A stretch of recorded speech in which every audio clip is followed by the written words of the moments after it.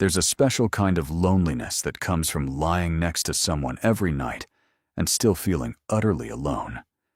A loneliness that wraps around your heart like winter frost, beautiful from a distance, but cold enough to kill what's beneath. I lived with that loneliness for 3 years. 3 years of sharing a bed with a man whose touch felt like obligation, whose kisses landed on my cheek like duty, whose eyes looked through me as if I were glass, transparent, forgettable, already gone. If this story touches your heart, subscribe to the channel and leave a like. Comment where you're listening from, and if you feel it was really worth it, consider becoming a member to get early access to upcoming stories. Your support makes all the difference. My name is Elena, and I married the wrong brother. Not wrong in the way you'd expect. Alexander was perfect on paper. Successful architect, respected in his field, came from good family, had kind eyes at our wedding. Those eyes promised me forever. They promised me warmth. They promised me a life I'd always dreamed of. But promises, I learned, are just words dressed up in hope. And hope, when it dies slowly, hurts more than if it had been killed all at once.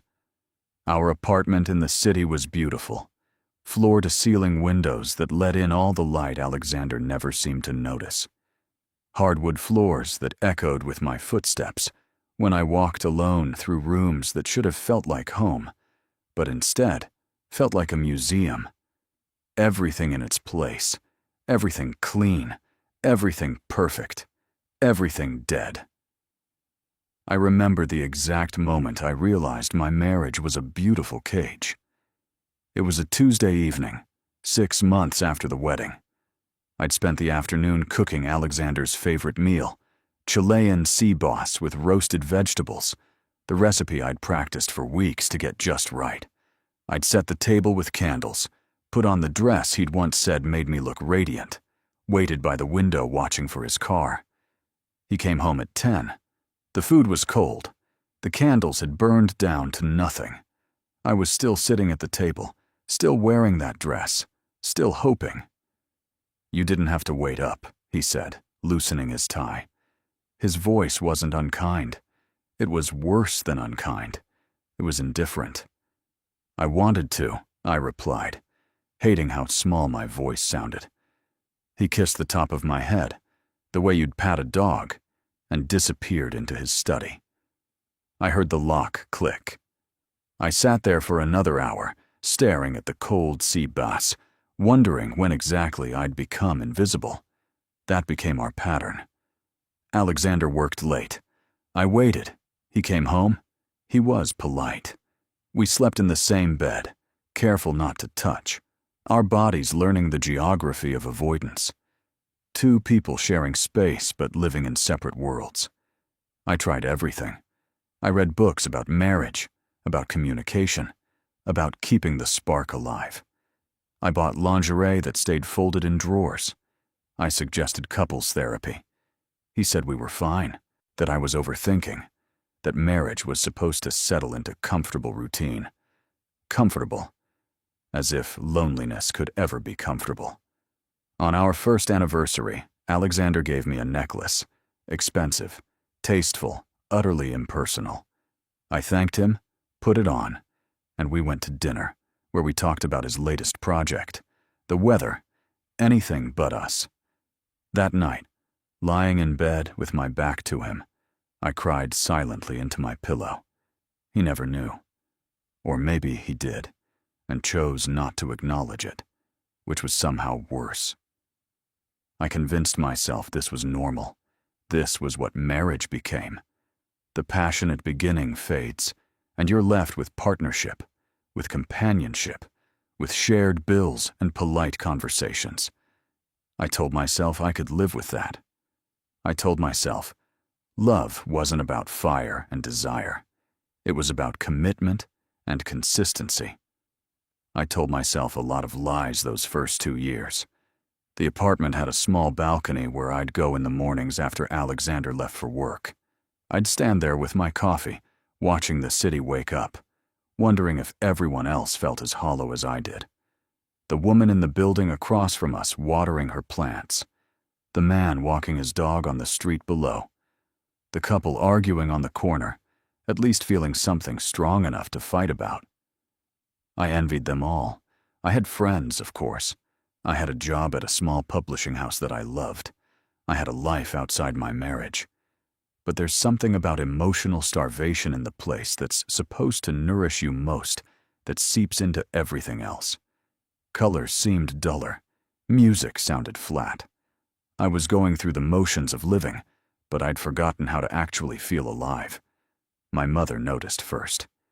"You look tired, Mija," she said, during one of our weekly phone calls. "Is everything okay?" "Everything's fine," I lied. The word's automatic now. "Just busy with work." "And Alexander? How is he?" "Good. Working hard." More automatic words, more acceptable lies. After I hung up, I stood in the middle of our pristine living room and screamed. Not loud, just a whisper of a scream. A release of pressure that had been building for months. The sound was swallowed by the expensive furniture, absorbed by the thick carpets, disappeared into walls that had witnessed my slow erasure. That's when I understood. I wasn't dying. I was already dead. Just nobody had bothered to tell my body yet. I met Alexander at a charity gala 3 years before our wedding. I was 26, working as a junior editor, wearing a borrowed dress because I couldn't afford the ticket price. My boss had given me hers, said I should network, make connections, experience the world beyond manuscript pages. Alexander was standing near the bar, tall and serious in his tailored suit, and when he smiled at me, I felt like I'd been chosen for something special. He was attentive those first months, texted me good morning, called during lunch breaks, took me to restaurants I'd only read about in magazines, made me feel like I was the center of his carefully ordered universe. I fell in love with the way he looked at me, really looked at me, like I was a puzzle he wanted to solve, like I mattered. The proposal came after 8 months, a weekend trip to the coast, a ring that caught the sunset, words about building a future together. I said yes before he finished the question. My mother cried happy tears. My father shook Alexander's hand and called him son. I wore the ring like a trophy, like proof that I was lovable, that I was enough. The wedding was in spring, cherry blossoms everywhere, the kind of perfect day people write about. Alexander looked handsome at the altar, his jaw tight with emotion I mistook for love. I walked down the aisle believing I was walking toward forever, toward partnership, toward a man who would hold me through storms and celebrate me in sunshine. The honeymoon was in Italy. 2 weeks of cobblestone streets and wine that tasted like possibility. We made love in a villa overlooking Tuscany, and I remember thinking, this was what happiness felt like. This golden, warm, complete feeling. This certainty that I'd made the right choice. The change was gradual, so gradual I didn't notice until it was too late. Alexander started staying late at the office, just a few nights at first. Then most nights. Then every night. "Big project," he'd say. "Important client. You understand, right?" And I did understand. I was supportive. I was patient. I was everything a good wife should be, except I was also becoming invisible. The physical intimacy faded first, weeks between touches, then months, then so long I stopped counting. When I initiated, he was always tired, always stressed, always tomorrow, Elena, tomorrow. But tomorrow never came. And eventually, I stopped asking, stopped hoping, stopped wanting. I threw myself into work. At the publishing house, I was good at what I did. I could lose myself in other people's stories, in their words, in their worlds, where love still existed and problems got solved in 300 pages.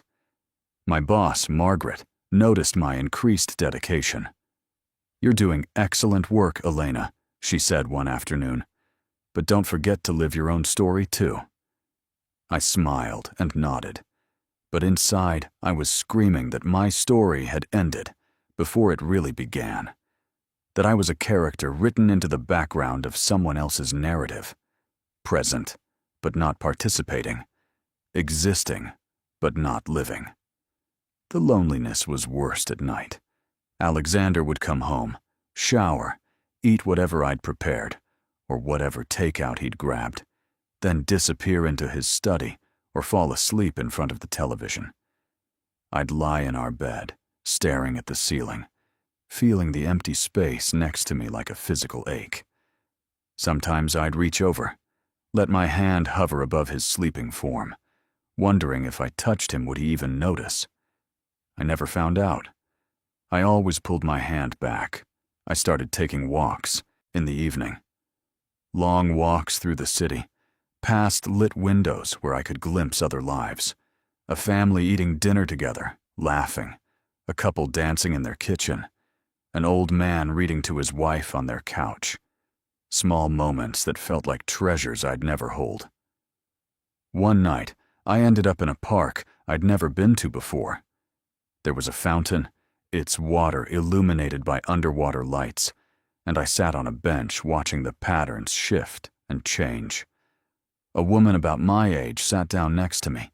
We didn't speak, just existed in our separate silences. When she finally left, I noticed she'd been crying. I realized I had been too. That's when it hit me fully. This is my life now. This is what I chose. This is what I'll wake up to for the next 50 years. The thought was suffocating. I went home that night and tried one more time. I waited up for Alexander, wearing one of those forgotten pieces of lingerie.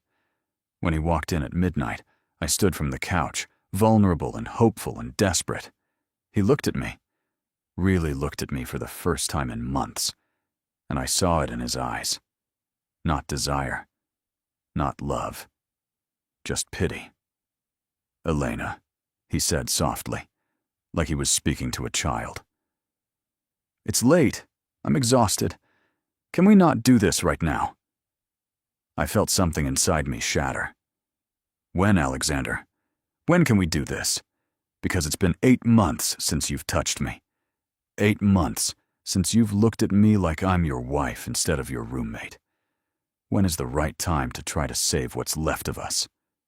He sighed, the kind of sigh that said I was being dramatic, irrational, needy.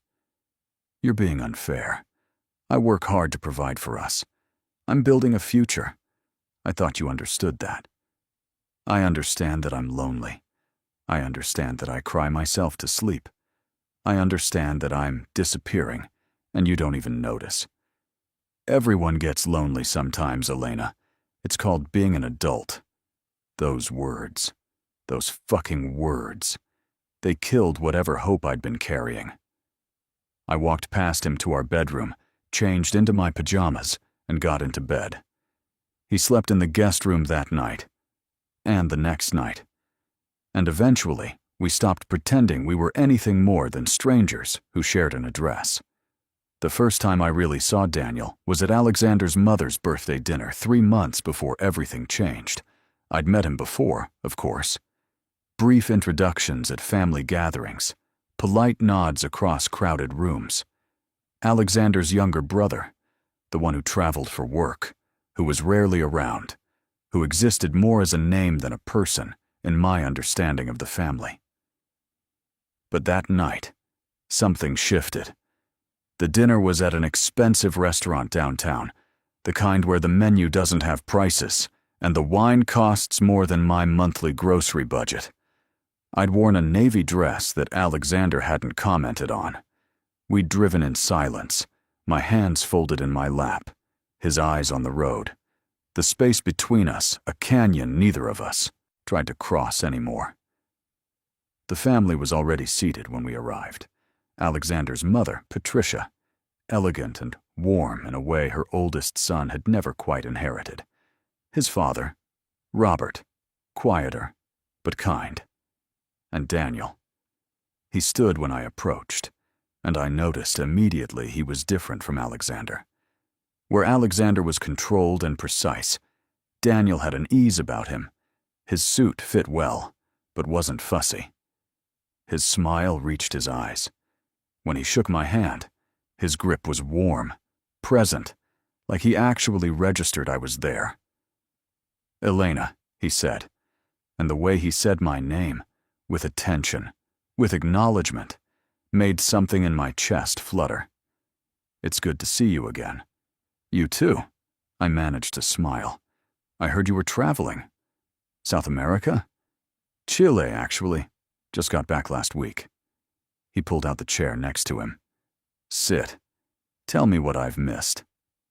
Alexander had already moved to sit beside his father, falling into conversation about a project, about blueprints, about things that didn't include me. I hesitated, then sat next to Daniel, feeling oddly nervous in a way I couldn't explain. Dinner passed in a blur of courses I barely tasted.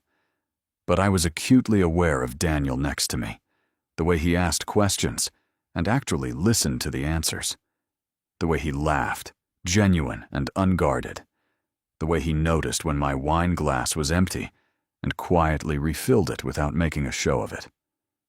"So you work in publishing," he said, during a lull in the table's conversation. "What kind of books?" "Literary fiction mostly, some poetry collections."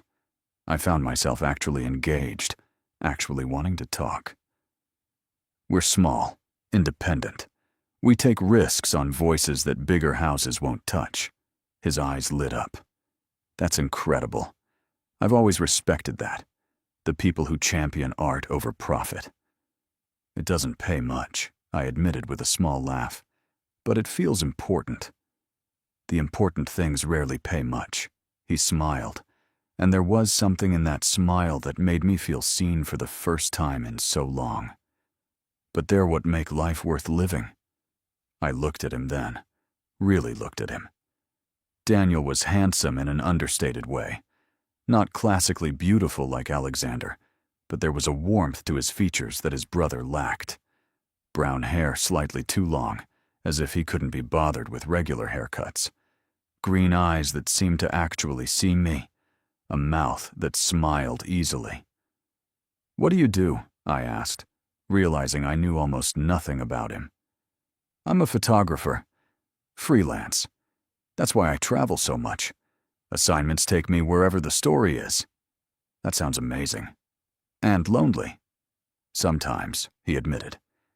"But there's a difference between being alone and being lonely. One is a choice, the other is a sentence." The words hung between us, heavy with meaning I wasn't ready to examine. I felt Alexander's mother's eyes on us, and quickly looked away, reaching for my water glass, needing something to do with my hands. The rest of the dinner passed. Cake was served. Gifts were opened. Patricia hugged everyone, thanking us for coming. Alexander was already by the door, checking his phone, eager to leave. I gathered my purse and coat, preparing to return to our silent car, our silent apartment, our silent life. "Elena," Daniel's voice stopped me. He was standing close, closer than appropriate, and I could smell his cologne, something cedar and rain-like, nothing like Alexander's sharp, expensive scent. "It was really nice talking to you tonight. Actually talking, I mean. It was nice for me, too." And I meant it. For 2 hours, I'd felt like a person again, like I had thoughts worth hearing, like I mattered. "Maybe we could get coffee sometime. I'd love to hear more about what you're working on." It was innocent. Just coffee. Just conversation. Just two people who'd discovered they enjoyed each other's company. Nothing wrong with that. Nothing dangerous. So why did my heart race when I said yes? Alexander barely spoke on the drive home. I stared out the window, watching the city lights blur past, Daniel's words echoing in my mind. The difference between being alone and being lonely. One is a choice, the other is a sentence. I was serving a sentence I'd never committed a crime to deserve.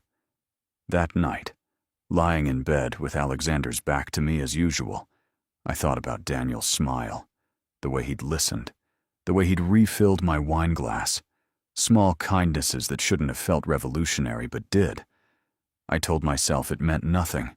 He was just being polite, just being friendly, just being a decent human being in a world where I'd forgotten what that looked like. But deep down, in a place I wasn't ready to admit existed, I knew something had shifted. A door I didn't know was there had cracked open, and light was spilling through. Daniel texted me 3 days later. I was at work, editing a manuscript about a woman who'd lost everything and was learning to rebuild, when my phone buzzed. "Hey Elena, it's Daniel. Still up for that coffee? There's a place near the river I think you'd like." I stared at the message for a full 5 minutes. My thumb hovered over the reply button, my mind racing through every reason I should say no. I was married. He was my husband's brother. Coffee was innocent, but it didn't feel innocent. It felt like standing at the edge of something I couldn't come back from. I typed, yes, when, before I could talk myself out of it. We met on a Saturday afternoon. Alexander was at the office, of course. I told myself this wasn't lying, just omission, just coffee with family. Except my hands were shaking when I applied my lipstick. Except I changed outfits 3 times.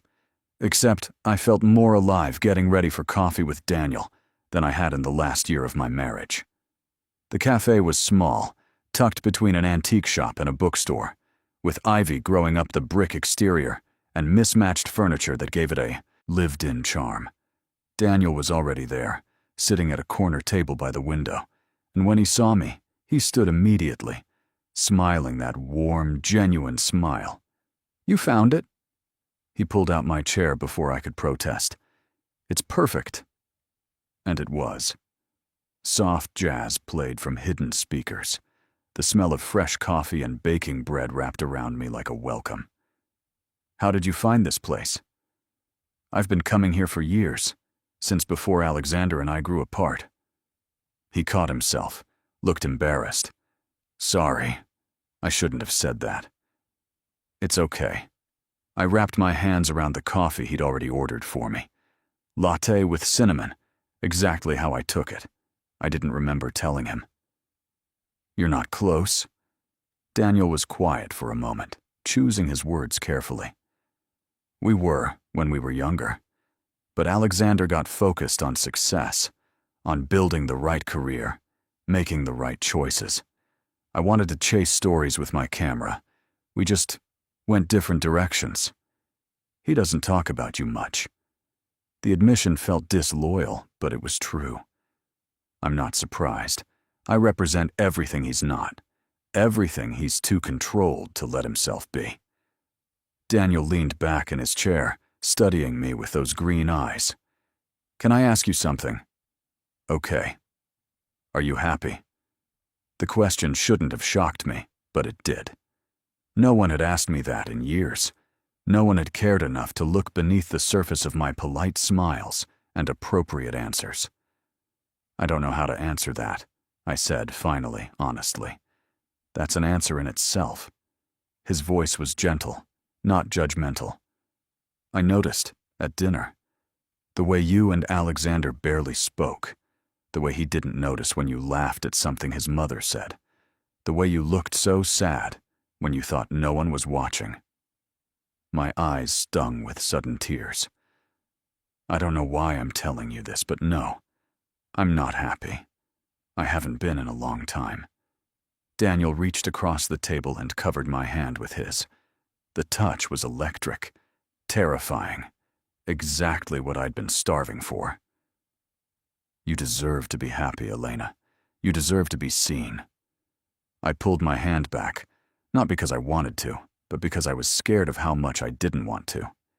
"It's complicated. It always is."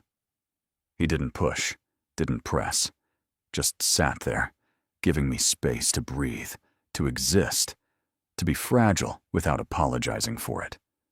We talked for 3 hours, about books and photography and travel and dreams we'd given up on, about childhood and family, and the weight of expectations, about loneliness and how it could exist even in crowded rooms. Daniel told me about growing up in Alexander's shadow, always the younger son, always the one who didn't quite fit the family's vision. I told him about my marriage, about the slow death of hope, about feeling like I was fading into furniture. I keep thinking it will get better, I admitted, that if I'm patient enough, loving enough, if I just try harder, he'll see me again. Elena. Daniel's voice was soft but firm. You can't love someone into loving you back. You can't disappear yourself into someone else's happiness. Trust me, I spent years trying. What do you mean? He hesitated, then spoke quietly. There was someone a few years ago. She wanted me to be someone I wasn't. More successful, more conventional, more like Alexander, actually. I tried to become that person. I took corporate photography gigs I hated. I cut my hair, bought suits, played the part, and I was miserable. She still left. I'm sorry. Don't be. She taught me the most important lesson. You can't betray yourself for someone else's comfort. It kills you slowly, piece by piece, until there's nothing left. His words hit me like a punch to the chest. Isn't that exactly what I'd been doing? Betraying myself. Making myself smaller, quieter, less demanding, hoping that if I took up less space, Alexander would finally have room to love me. When I finally left the cafe, the sun was setting, painting the sky in shades of orange and pink. Daniel walked me to my car, hands in his pockets, that easy confidence I envied and craved in equal measure. Can we do this again? He asked. I like talking to you. You make me remember there are still genuine people in the world. I should have said no. Should have drawn a line. Should have protected myself and my marriage, and the fragile pretense that everything was fine. Instead, I said, I'd like that. He smiled, and I drove home feeling something I hadn't felt in years. Hope. Dangerous. Terrifying. Intoxicating hope. Alexander was home when I arrived, rare for a Saturday evening. He was in the living room with his laptop, blueprints spread across the coffee table. He looked up when I entered, distracted, already back to his work before he spoke. Where were you? Just coffee with a friend. Not a lie, not the whole truth. He wasn't really listening. I need to go back to the office tonight. Big presentation Monday. On Sunday? I heard the disappointment in my voice, hated it. Yes, Elena. On Sunday. Some of us have careers that require sacrifice. The implication was clear. My job wasn't a real career. My work didn't matter. I didn't matter. I went to the bedroom, changed into comfortable clothes, and lay on the bed, staring at the ceiling. My phone buzzed. A text from Daniel. Thank you for today. You're remarkable, Elena. I hope you know that. I read the message 5 times. No one had called me remarkable in so long. No one had made me feel like I was worth noticing. I saved his number under a different name, just in case. Just to be safe. Just because I knew, even then, that something had started that couldn't be easily stopped. The coffee meetings became a pattern. Every week, sometimes twice a week, Daniel and I would meet at that little cafe by the river. We talked about everything and nothing. He showed me his photographs, stunning images of people and places that captured emotion in ways words couldn't. I read him passages from manuscripts I was editing, and he listened like every word mattered. It was innocent, I told myself. Just friendship. Just 2 lonely people finding comfort in conversation. Except it didn't feel innocent. It felt like cheating, even though we never touched beyond accidental brushes of fingers when passing coffee cups. It felt like betrayal, even though we never said anything inappropriate. It felt like falling, even though I kept telling myself I was standing still. I started looking forward to our meetings with an intensity that scared me. I'd plan what to wear, rehearse stories I wanted to share, count the hours until I could sit across from him and feel seen again. Alexander noticed nothing. He was wrapped up in his work, in his projects, in his perfectly ordered life that had no room for a wife who was drowning. One evening, about 2 months after Daniel and I started meeting, I came home to find Alexander in an unusually good mood. He'd been promoted, made partner at his firm, the achievement he'd been working toward for years. "This calls for celebration," he said, actually smiling. "Let's go out to dinner." We went to an expensive restaurant. Alexander ordered champagne. We toasted his success. He talked about the new office he'd have, the clients he'd manage, the legacy he was building. I smiled and nodded and felt absolutely nothing. Halfway through dinner, Alexander reached across the table and took my hand. The gesture was so unexpected I almost pulled away. "Thank you for being patient, Elena. I know I've been distant. But this promotion, it means I can finally slow down. Spend more time at home. With you." I should have felt relief, joy, hope. This was what I'd been waiting for. My husband, finally ready to be present, to try, to salvage what was left of us. Instead, I felt panic, because spending more time with Alexander meant less time with Daniel, and the thought of that felt like losing oxygen. "That's wonderful," I managed to say, the lie tasting bitter. "I'm proud of you." We went home, and Alexander initiated intimacy for the first time in almost a year. It should have been a reconnection, a healing. Instead, I lay there feeling like a stranger in my own body, thinking about green eyes and easy smiles, and the way Daniel said my name like it meant something.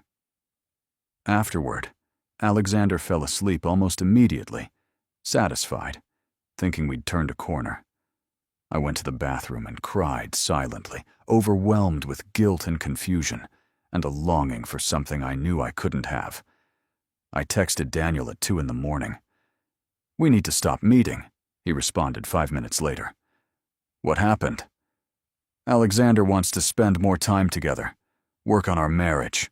It's what I wanted, what I've been asking for. But I don't know if I want it anymore. And that makes me a terrible person." It makes you human, Elena. You can't force yourself to feel something that's gone. I made vows. I promised forever. And he promised to love and cherish you.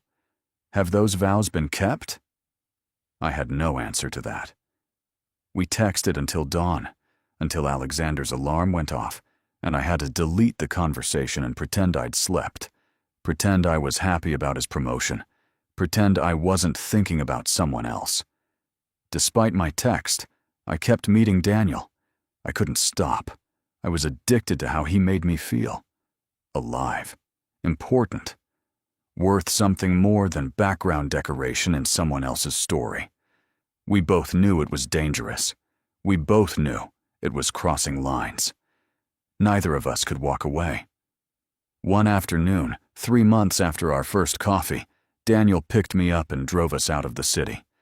We ended up at a lake overlook, the water stretching out blue and endless under an autumn sky. We sat on the hood of his car, shoulders touching, not speaking, just existing in shared silence. "I'm in love with you," Daniel said suddenly, quietly, like a confession that had been building for months. "I know I shouldn't be. I know it's wrong, but I can't pretend anymore." My heart stopped, started, raced. Every cell in my body screamed yes, but my mind knew the implications. "Daniel, you don't have to say anything. I just needed you to know. I needed to be honest, even if it ruins everything." I turned to look at him, this man who'd become my best friend, my confidant, my escape. His eyes were honest and scared, and full of everything I'd been craving from Alexander for years. "I'm in love with you too," I whispered, the admission shattering whatever remained of my resistance. "God help me. I'm in love with you." He took my face in his hands, his touch gentle and reverent, and everything Alexander's had never been. We can't do this. You're married to my brother. I know. It would destroy the family. Destroy him. I know. We should stop seeing each other. Right now. Before this goes any further. I know. I closed my eyes, feeling his breath on my face, his thumbs stroking my cheekbones. But I can't. Daniel, I've been dead for 3 years. You make me feel alive again. Elena, please, don't make me go back to that emptiness. Not yet. Just a little longer. Please. He kissed my forehead, tender and aching. This is going to end badly. Everything good ends badly. At least let me have this first. We sat there for hours, holding each other, crossing no physical lines beyond touches that could technically be explained away as platonic. But we both knew the truth. We'd already crossed the real line, the one where hearts got involved, where feelings became irreversible, where going back stopped being an option. When he drove me home that evening, I felt like I was splitting in two. One version of me walked into the apartment I shared with Alexander, made dinner, asked about his day, played the role of dutiful wife. The other version stayed in that car with Daniel, choosing honesty over obligation, choosing life over existence. I was becoming two people, and I didn't know how long I could sustain the performance before one of them destroyed the other. The first time Daniel and I kissed was on a rainy Tuesday in November. 6 months after that first coffee. 6 months of dancing around feelings we couldn't name. 6 months of pretending friendship was enough when we both knew it had stopped being enough a long time ago. We'd met at a different cafe this time, farther from both our apartments, in a neighborhood where no one would recognize us. The rain hammered against the windows, creating a cocoon of privacy in the crowded space. Daniel was telling me about a photo series he was working on, images of abandoned places reclaimed by nature, when his hand found mine across the table. It wasn't accidental this time. It was deliberate. His fingers laced through mine, and neither of us pretended it was anything but what it was. A choice, a line crossed, a point of no return. Come with me, he said suddenly. Where? Anywhere. Nowhere. I just need to be somewhere that isn't here, where I can tell you everything I've been holding back. We left money on the table and walked out into the rain. His car was parked 2 blocks away. We were soaked by the time we reached it, laughing breathlessly. And when we got inside, dripping and cold, we just looked at each other. The laughter died. The air changed, charged. Elena, Daniel whispered, his hand moving to cup my face. Tell me to stop. I should have. I should have pulled away, gotten out of the car, gone home to my husband, done the right thing. Instead, I leaned forward and closed the distance between us. The kiss was soft at first, tentative, like we were both still pretending we could stop this if we wanted to. But then his hand slid into my wet hair, and mine grabbed his jacket, and suddenly it wasn't soft anymore. It was desperate and hungry, and 3 years of starvation finally allowed to feed. We pulled apart, breathing hard, foreheads pressed together. I was crying, though I didn't remember starting. I'm sorry, I said. I'm so sorry. Don't apologize, not for this. Daniel's voice was rough. I'm not sorry. I've wanted to do that since the moment you sat down next to me at that birthday dinner. This is wrong. It's so wrong. I know. But Elena, how can something that feels this right be wrong? I didn't have an answer. We sat in that car for an hour, kissing like teenagers, talking between kisses about how impossible this was, how we needed to stop, how we couldn't keep doing this. And then kissing again, because we couldn't not. He drove me close to my apartment, but not too close. I walked the last few blocks in the rain, my lips swollen, my heart pounding, my mind reeling with guilt and want and terror and joy all mixed together until I couldn't separate one from another. Alexander was home. Early, for once. He was in the kitchen making himself dinner, something frozen and microwaved, and he looked up when I came in soaking wet. "Jesus, Elena, you're drenched. Didn't you have an umbrella?" I forgot it. Another lie. Another small death. "Go shower before you catch cold." I stood under scalding water until my skin turned red, trying to wash away what I'd done. But I didn't want it washed away. I wanted to hold on to the feeling of Daniel's hands in my hair, his mouth on mine, the way he'd looked at me like I was precious. That night, Alexander tried to initiate intimacy. His new commitment to our marriage meant more attempts at physical connection, and each one felt like a violation of what I'd found with Daniel. I let it happen because I didn't know how to say no without revealing everything.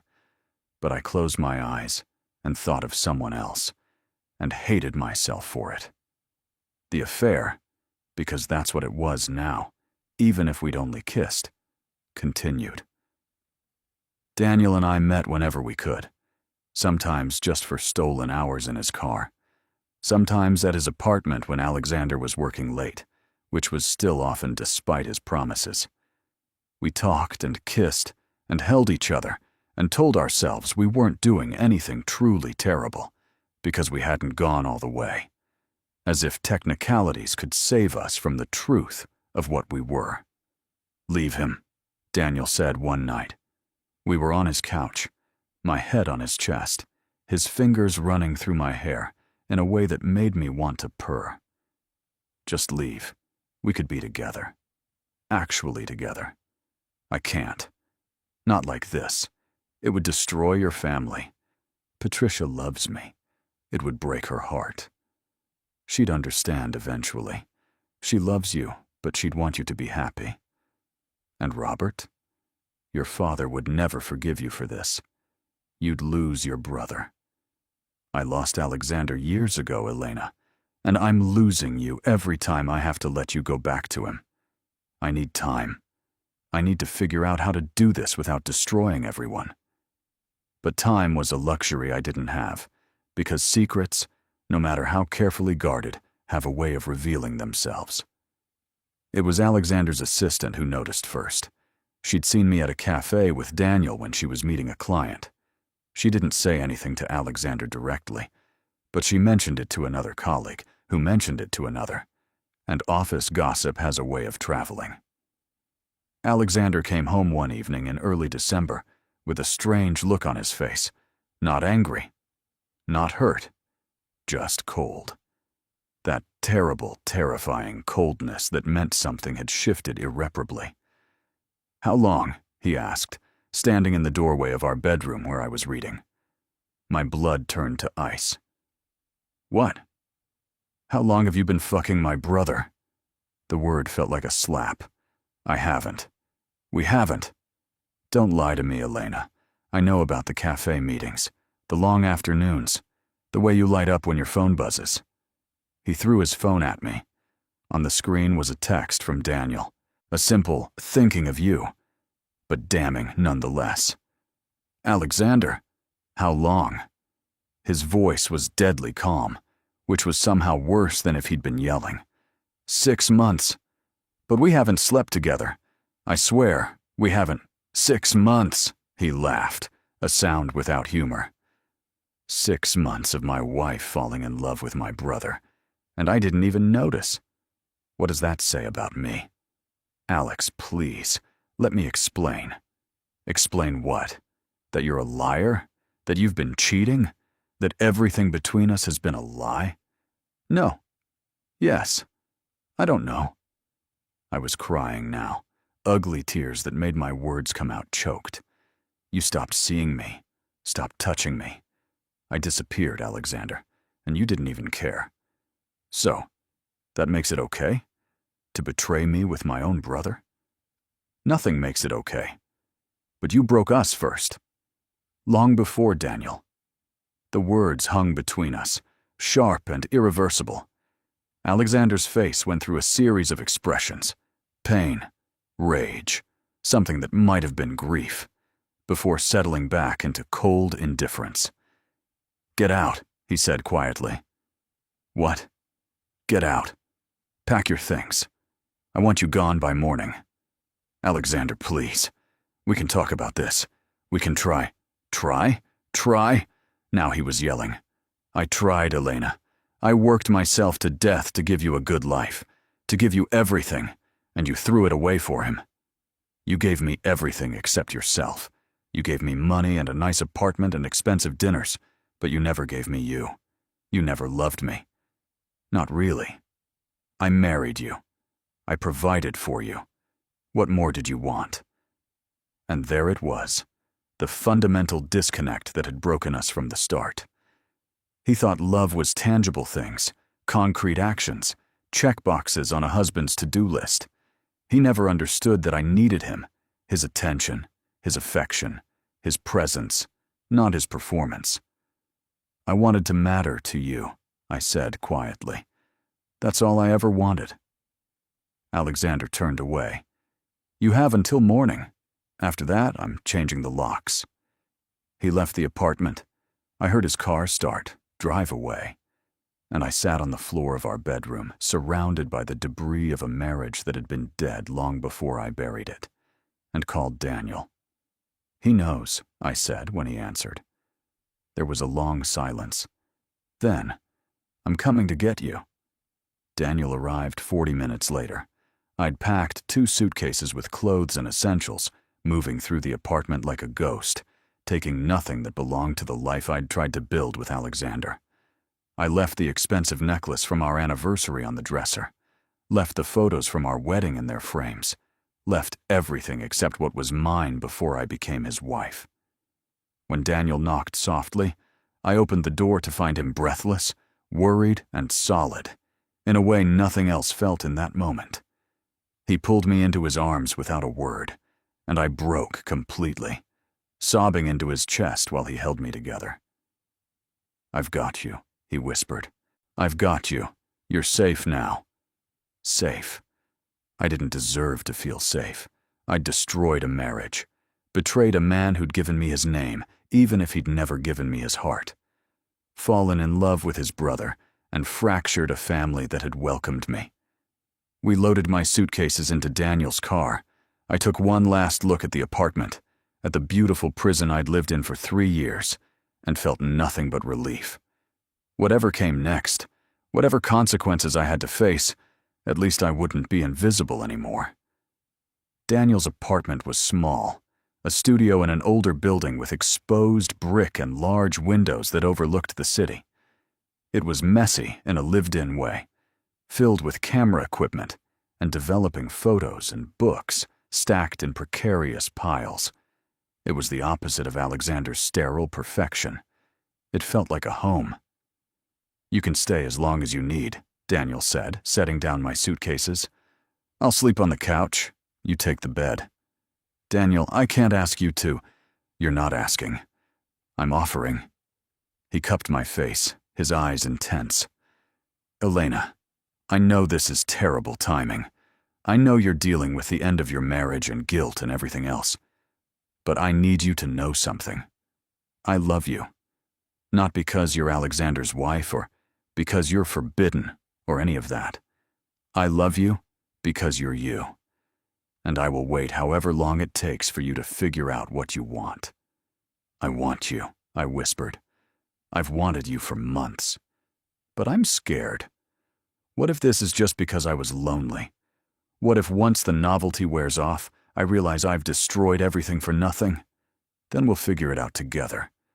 But Ilona, what we have isn't novelty. It's not a rebound. It's real. You have to believe that. I wanted to believe it, desperately.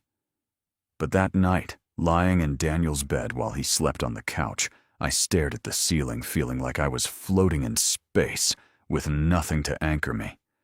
Who was I without my marriage? Without the role I'd been playing for 3 years? Without the obligation that had defined my daily existence? I didn't sleep. At sunrise, I got up and found Daniel already awake, making coffee in the small kitchen. He looked exhausted, like he hadn't slept either. When he saw me, he held out a mug. Latte with cinnamon, he said softly. I took it, our fingers brushing, and that simple touch felt like coming home. The next few days passed in a blur. Alexander's lawyer contacted me about divorce proceedings. He wanted it done quickly, quietly, with minimal drama. I agreed to everything. I didn't fight for the apartment or half his assets. I just wanted out. Wanted clean. Wanted to stop being legally bound to a man who'd never truly wanted me. Patricia called. That was the conversation I'd been dreading.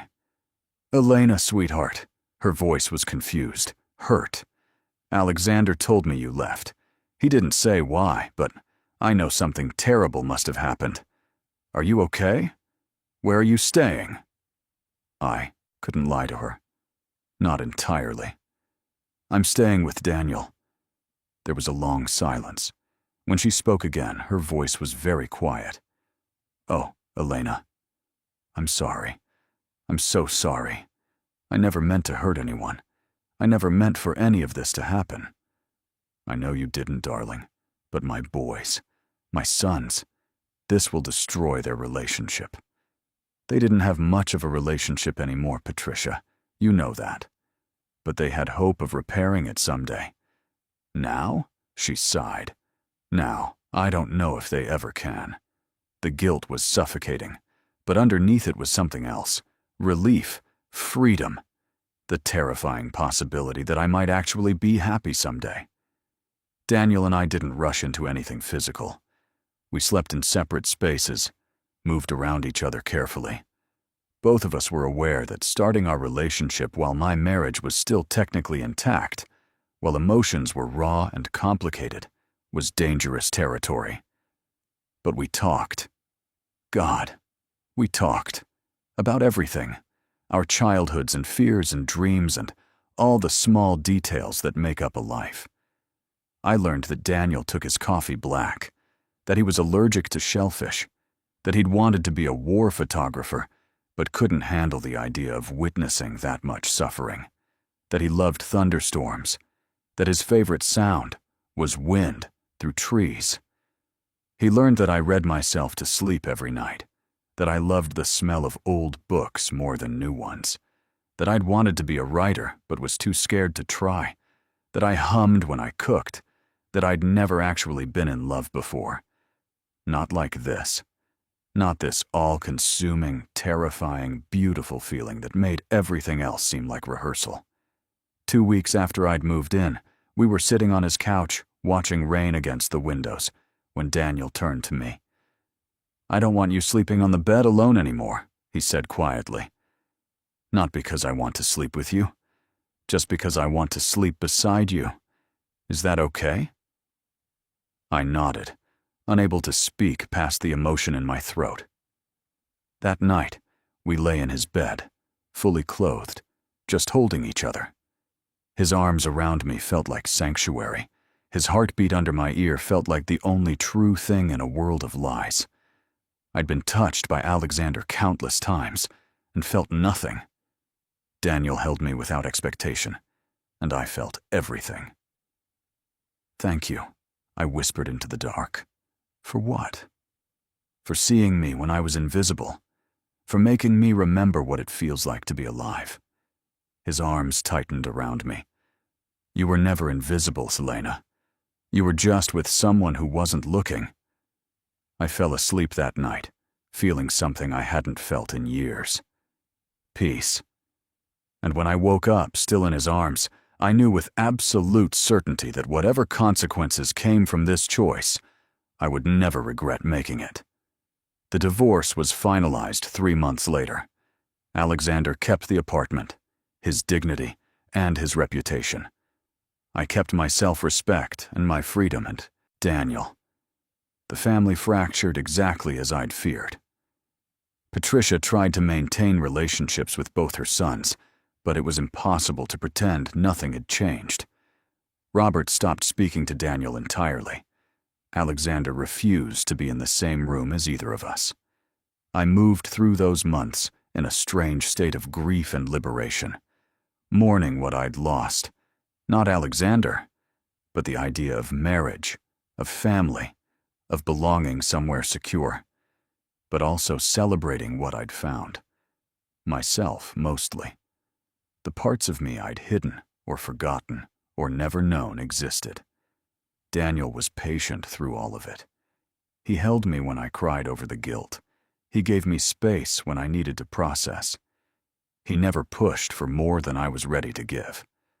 And slowly, carefully, we built something real between us, not founded on secrecy or rebellion or escape, founded on genuine love and respect and partnership.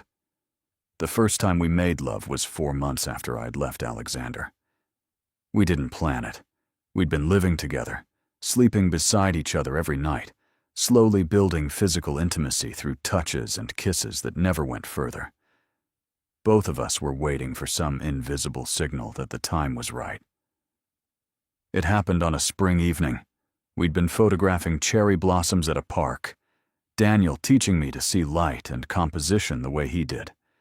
We came home laughing, covered in pollen, and something about the joy of the day, the simplicity of being together without guilt weighing us down, shifted something fundamental. Daniel kissed me in the doorway, then against the wall. Then we were stumbling toward the bed, peeling off layers, finally allowing ourselves to want without restriction. "Are you sure?" he asked, hovering above me, his eyes searching mine for any hesitation. I've never been more sure of anything. It was everything my wedding night with Alexander wasn't, tender and passionate and present. Daniel moved slowly, worshipfully, making sure I felt every touch, every kiss, every whispered word. There was no performance, no obligation, no emotional distance. Just two people finally allowing themselves to express what they'd been feeling for almost a year. Afterward, lying tangled together, Daniel traced patterns on my shoulder. "I've imagined this 1,000 times," he admitted, "but reality is so much better." I turned to face him. "Because it's real now. Because we're free now. Are we? Free, I mean. Or will this always be complicated? Maybe it will always have complicated elements. But Daniel, what we have, it's real. It's honest. And after spending years in something that was neither, I'll take complicated honesty over simple lies any day." He kissed my forehead. "I love you, Elena. Not despite the complications. Just because you're you. I love you too. Thank you for waiting, for being patient, for letting me find myself before trying to find us." We spent that night exploring each other, talking between touching, learning the geography of bodies that felt made for each other in ways mine and Alexander's never had. And I understood finally what I'd been missing. Connection. Real, authentic, soul-deep connection that made physical intimacy not just pleasure, but communication. The months that followed were the happiest of my life. Daniel and I fell into routines that felt natural. Morning coffee on his balcony, working side by side, him editing photos while I read manuscripts, cooking dinner together, making a mess of the small kitchen, weekend trips to places he'd photographed, seeing the world through his eyes. I started writing, not just editing other people's words, but creating my own. Short stories at first, then longer pieces. Daniel encouraged every word, read every draft, believed in me when I didn't believe in myself. My first published story was about loneliness, about learning to recognize the difference between being alone and being lonely. The editor who accepted it said it was the most honest thing she'd read in years. Daniel's career flourished. His work got recognized in galleries. A prestigious magazine hired him for a long-term project. He asked me to come with him on shoots sometimes, and I'd watch him work, seeing how he found beauty in unexpected places, how he captured emotion in a single frame, how he saw the world not as it was, but as it could be. We weren't perfect. We fought sometimes, about whose turn it was to do dishes, about my tendency to leave books everywhere, about his habit of forgetting to return phone calls. Normal couple things. But we fought fair. We communicated. We never let resentment build into walls. One evening, about a year after the divorce, Daniel and I were at a gallery opening featuring his work. I stood in front of a photograph I hadn't seen before. It was me, taken without my knowledge at that lake overlook where he'd first told me he loved me. I was looking out at the water, my face in profile, and the expression captured there was one of longing mixed with hope. It was titled simply, Before. "When did you take this?" I asked when he appeared beside me. "That day at the lake. You were so beautiful, so sad, so desperate to believe happiness was possible. I wanted to capture that moment because I knew, even then, that I wanted to spend my life showing you it was." I felt tears prick my eyes. "And have you? Shown me, I mean." "I hope so. But Elena, you did most of the work. You chose yourself. You chose honesty. You chose to leave a life that was killing you. I just had the privilege of being there when you did."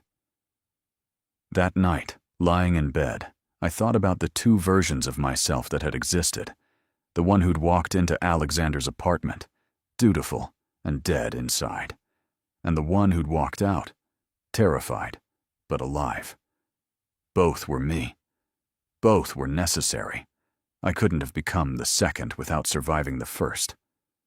"What are you thinking?" Daniel asked, his fingers playing with my hair.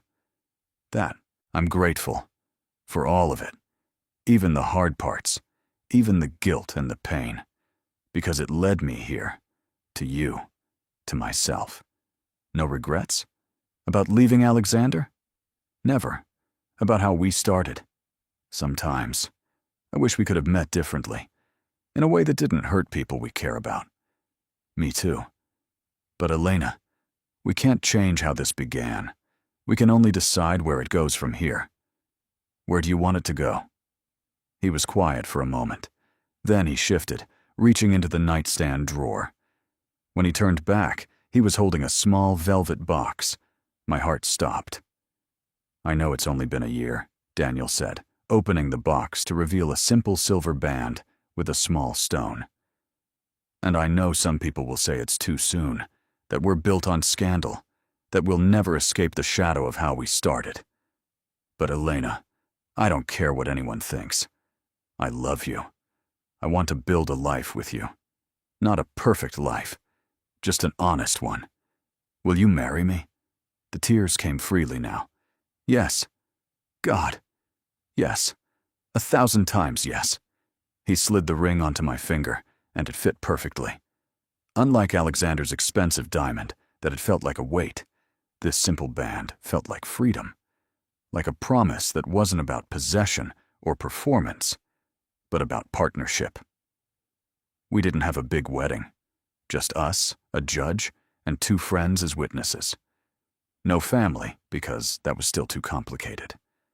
But standing there, saying vows that I meant with every fiber of my being, I felt more married than I ever had the first time. Daniel's vows made me cry. "Elena, I promise to always see you, to always hear you, to always make space for you to be exactly who you are. I promise that you will never be invisible in our life together. I promise that loneliness will never be your sentence again. I promise to choose you every day in all the small ways that matter. And I promised him the same, to be brave, to be honest, to never settle for less than real. To build a life where we could both be big, both be whole, both be seen." 2 years after our wedding, Daniel and I bought a small house on the outskirts of the city. It had a garden where I could grow herbs and flowers, a spare room that became his studio, and big windows that let in all the light we'd both been craving. We painted the walls warm colors, filled it with mismatched furniture we found at estate sales, made it a home in all the ways my apartment with Alexander never was. Life wasn't perfect. Alexander never forgave us. He remarried eventually to someone Patricia described as nice but cold, and I wondered if he'd learned anything from our failure or just repeated the same patterns with a different woman. Patricia tried to maintain relationships with both her sons, but holiday dinners were carefully orchestrated to never have us in the same place. Robert softened eventually, spoke to Daniel again, though things were never the same. Some wounds don't fully heal. They just scar over. I felt guilty about that sometimes, about being the catalyst that broke a family apart. But Daniel would remind me that the family was already broken. We just made the cracks visible. My writing career took off in unexpected ways. I published a novel about a woman learning to recognize emotional abuse disguised as neglect. It resonated with people who'd lived in similar situations, who'd been made to feel crazy for wanting more than the bare minimum. The book became a modest bestseller, and suddenly I was doing interviews, speaking at events, hearing from readers who saw themselves in my words. One woman wrote me a letter that I kept in my desk drawer. "Your book gave me permission to leave," it said. "I thought I was being dramatic, ungrateful. But you showed me that dying slowly in a cold marriage isn't noble, it's tragic. Thank you for writing the truth." That was what I tried to do in all my writing. Tell the truth. Not the sanitized version people wanted to hear, but the messy, complicated, painful truth about relationships and loneliness, and the courage it takes to choose yourself. Daniel's photography continued to gain recognition. He did a series on people in transitional moments, immigrants arriving in new countries, couples on their wedding days, patients in hospice, teenagers graduating. Moments of before and after, captured in single frames. The series was called Thresholds, and it traveled to galleries across the country. We traveled together for his work. I'd write while he photographed, both of us creating in parallel, sharing our work in hotel rooms and airport lounges and late-night diners. We were partners in the truest sense, supporting each other's dreams while building our own. We talked about having children sometimes, whether we wanted them, whether it was fair to bring kids into a family situation as complicated as ours, what we'd tell them about how their parents met. In the end, we decided to wait, to enjoy being us for a while longer, to make sure our foundation was solid before adding more complexity. 5 years after my divorce, Patricia invited us to a family dinner. Alexander would be there with his wife, she warned. It would be difficult. But she wanted her family together, at least once. She was getting older, she said. She wanted to see her sons in the same room before she died. Daniel asked if I was ready. I wasn't sure, but I said yes anyway. The dinner was at Patricia and Robert's house, the same place where I'd attended countless family gatherings as Alexander's wife. Walking through that door with Daniel felt surreal, like stepping into a past life where I was a different person. Alexander was already there. He looked older, more tired than I remembered. His wife was pretty in a generic way, and when she smiled at me, it didn't reach her eyes. We were civil, polite, strangers who'd once known each other intimately. Dinner was awkward. Patricia worked overtime to keep conversation light. Robert asked Daniel about his photography. Alexander's wife talked about her work in finance. I mostly pushed food around my plate, hyper-aware of every word, every glance, every weighted silence. But then something unexpected happened. Patricia brought out a photo album, old pictures of Alexander and Daniel as kids, two brothers with their arms around each other, laughing at some joke only they understood. Happy. Close. Before life and ambition and a woman came between them. "I miss this," Patricia said softly, looking at her sons. "I miss when you two were friends, when you cared about each other more than you cared about being right." Alexander stared at the photos, his jaw tight. Daniel looked at his brother, something sad and hopeful in his eyes. "I'm sorry," Daniel said suddenly. for how everything happened, for falling in love with your wife, for not being strong enough to walk away before it destroyed us. I'm sorry, Alex." The room went silent. Alexander's wife looked uncomfortable. Patricia had tears in her eyes. I held my breath, waiting. Alexander was quiet for a long moment. Then he spoke, his voice carefully controlled. "I'm sorry, too, for being a terrible husband, for not seeing Elena when she needed to be seen, for working myself into someone unlovable and blaming everyone else when it cost me my marriage." It wasn't forgiveness, but it was acknowledgement. Recognition that the story was more complicated than good guys and bad guys, that we'd all made mistakes, all caused pain, all been doing the best we could with what we knew.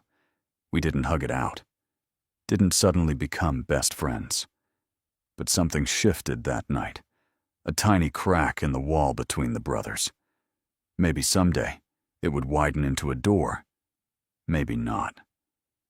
But at least there was possibility, where before there'd been only concrete. On the drive home, Daniel was quiet.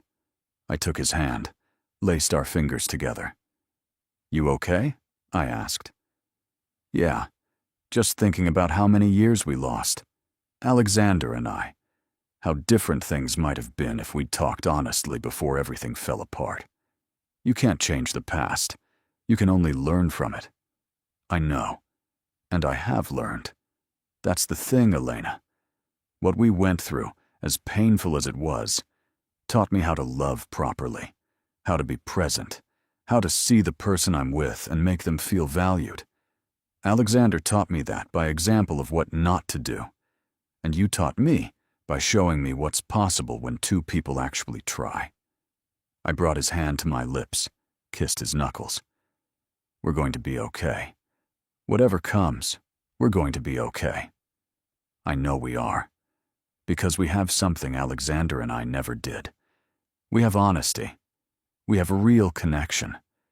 We have a relationship built on actually seeing each other." That night, lying in our bed in our house that we'd built together, I thought about the girl I'd been when I married Alexander. So young, so hopeful, so convinced that love was about grand gestures and expensive rings and perfect weddings. She didn't know yet that real love was in the small moments. The morning coffee. The way someone holds you when you cry. The willingness to keep choosing each other even when it's hard. I wasn't that girl anymore, and I was grateful for that. Grateful for every hard lesson, every tear, every moment of doubt, because they'd shaped me into someone capable of real love, someone brave enough to demand more than crumbs, someone who understood that being alone was better than being invisible. Daniel stirred beside me, pulling me closer in his sleep. I felt his heartbeat against my back, steady and real, and I knew, with absolute certainty, that I was finally exactly where I was supposed to be. There's a special kind of peace that comes from knowing you made the right choice, even if it was the hard choice. A peace that settles in your bones and tells you that all the pain was worth it because it led you to exactly where you needed to be. I found that peace with Daniel, not immediately, not easily, but gradually, like dawn breaking, until one day I woke up and realized I was truly, deeply happy. 7 years after leaving Alexander, I published my third novel. It was about second chances and the courage it takes to choose yourself. About learning that sometimes love means walking away from what's familiar toward what's unknown. The book dedication read simply, "For Daniel, who taught me the difference between existing and living." On the book launch night, I stood in a crowded bookstore reading excerpts to people who'd come to hear my story. And in the back row, I saw him. Daniel, my husband, my partner, my best friend, watching me with pride in his eyes that never dimmed. Next to him sat Patricia, who'd become my biggest champion, telling everyone she met about her daughter-in-law, the author. She'd stopped seeing me as the woman who broke her son's heart and started seeing me as simply family. After the reading, during the signing, a young woman approached me. She couldn't have been more than 25, with nervous energy and tears in her eyes. "I'm in a marriage like your first one," she said quietly, cold, distant. "I keep telling myself it will get better, that I'm asking too much. But your books, they make me think maybe I deserve more." I took her hands, remembering being her, feeling that exact hopelessness. "You do deserve more, not because your partner is bad, but because you deserve to be seen, to be valued, to matter. And if someone can't give you that, it's okay to walk away. It's okay to choose yourself." She squeezed my hands. "But what if I'm making a mistake? What if I leave and realize I gave up on something that could have been fixed?" "Here's what I learned," I said. "You can't fix something alone. Both people have to want to fix it. Both people have to be willing to do the work. And if you're the only one trying, you're not in a partnership. You're in a prison. And there's no shame in escaping." She left with 3 signed books and hope in her eyes. And I thought about how the hardest part of my journey had become the most valuable. Because now I could help others find their way out of similar darkness. That night, Daniel and I walked home through the city we'd made ours. His arm was around my shoulders. My head rested against his chest. And I felt full in a way I'd never felt with Alexander. Full of love and purpose and gratitude for the life we'd built from the ashes of my first marriage. "I'm proud of you," Daniel said. "Not just for the book, for everything, for being brave enough to leave, for giving us a chance despite how messy it was, for becoming the person you were always meant to be. I couldn't have done it without you. Yes, you could have. You'd already made the choice before I came along. I just had the privilege of being there when you did." At home, we sat on our porch with wine, watching stars appear in the darkening sky. These were the moments I treasured most, the quiet, ordinary moments that would never make it into a romance novel, but were more romantic than any grand gesture. Just being together, comfortable in our silence, secure in our love. "Do you ever regret it?" I asked, not for the first time. "How we started. What we cost your family?" Daniel considered the question seriously, as he always did. "I regret the pain we caused. I regret that Alexander and I lost years we could have been close. But do I regret choosing you? Never. Not for a single second. Because, Elena, you're the best choice I ever made. Even though we started as an affair, even though some people will always judge us for how we began. Especially because of that. Because choosing you meant choosing honesty over comfort. Choosing real love over convenient love. Choosing to live authentically even when it was hard. Those are values I want to build a life on." I leaned into him, breathing in his familiar scent, feeling his heartbeat beneath my palm. "I love you. Not despite our complicated beginning. Not even because of it. Just because you're you. Because you see me. Because you make me feel like I matter. You do matter, Elena. You've always mattered. Some people just weren't looking." We sat there as night fell completely, wrapped in each other and the life we'd built. A life that hadn't been easy. A life that came with judgment and broken family ties and guilt that still surfaced sometimes. But also a life filled with real love, real partnership, real joy. A life where I was never invisible, where my voice was heard, where I could be wholly, completely myself. And maybe that's the real lesson I learned through all of this. That you can't build a real relationship on anything less than total honesty. That loving someone means seeing them, really seeing them in all their complexity and choosing them anyway. That sometimes the bravest thing you can do is admit that what you thought you wanted isn't what you actually need. I spent 3 years dying slowly in a cold marriage, convinced that was what I deserved. That was what love looked like. That asking for more was selfish. But then Daniel showed me different. Showed me that real love is warm, present, attentive.